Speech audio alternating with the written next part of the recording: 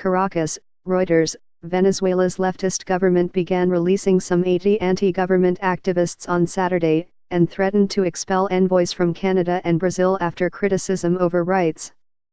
Delcy Rodriguez, head of the pro-government Constituent Assembly, told reporters the legislative superbody was recommending 80 detainees be given alternative punishments such as community service and compensation for victims.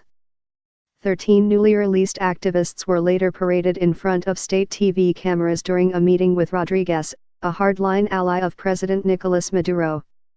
They looked stony-faced as they sat listening to her admonishments in the formal surroundings of Venezuela's colonial-era foreign ministry.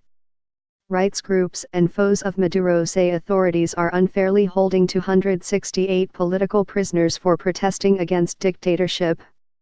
Maduro, the 55-year-old successor to Hugo Chavez, says all jailed activists are there on legitimate charges of violence and subversion. Let it be understood that the events promoted by the extremist Venezuelan opposition, which cost Venezuelans deaths, must not be repeated, Rodriguez said. Some 170 people died in violence around two bouts of anti-Maduro street protests in 2014 and earlier this year. Boost to talks. The releases, albeit with alternative sentences, could inject life into stuttering political talks between the government and opposition due to resume in the Dominican Republic in early January. Western nations and Latin American neighbors have been increasingly critical of Maduro this year, accusing him of stamping on democracy and human rights. The government says foreign nations are trying to encourage a right-wing coup. Rodriguez said the Constituent Assembly, which various foreign countries refuse to accept, was also recommending Brazil's Ambassador Rui Pereira and Canada's chargé d'affaires Craig Kowalik both be declared persona non grata.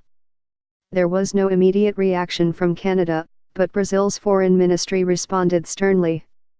If confirmed, the Venezuelan government's decision to declare Brazil's ambassador persona non grata shows once more the authoritarian stance of Nicolas Maduro's administration and its lack of willingness to engage in any dialogue, it said, promising reciprocal measures. U.S. President Donald Trump's administration has been especially critical of Maduro, imposing sanctions on him and other senior officials earlier this year. Under new stewardship with the arrival of chargé d'affaires Todd Robinson last week, Washington's embassy in Caracas called on Saturday for the freedom of all jailed activists. We urge Maduro's regime to respect human rights, it tweeted. Free them during this holiday time. Additional reporting by Tatiana Boutzer in Sao Paulo, editing by Andrea Ricci and Susan Thomas.